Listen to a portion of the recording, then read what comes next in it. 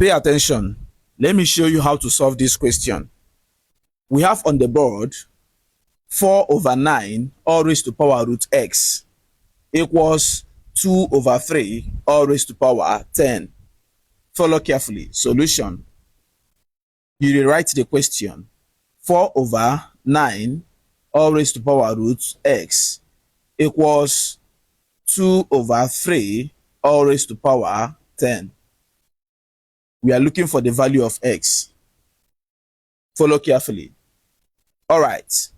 If you look at this left-hand side of the equation, 4 is a perfect square, 9 is a perfect square, so we can express it as 2 raised to power 2 over 3 raised to power 2 all raised to power root x equals 2 over 3 all raised to power 10. All right. Now, there's a principle that if a raised to power 2 over b raised to power 2, this is the same thing as a over b all raised to power 2. We are going to apply it here. Follow carefully. Let me clean this off. Applying this principle, we will now have 2 over 3 all raised to power 2 all raised to power root x equals 2 over 3 raised to power 10. Are you following? To open up this bracket, these two will multiply root x. We will now have 2 over 3 raised to power 2 root x equals 2 over 3 all raised to power 10. The base here is 2 over 3. The base here is also what? 2 over 3.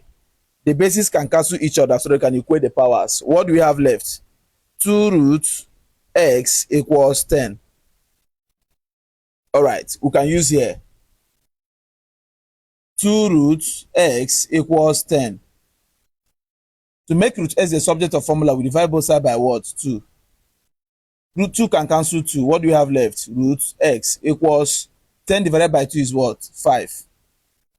We are still looking for the value of x. For us to get the value of x, we need to eliminate this square root.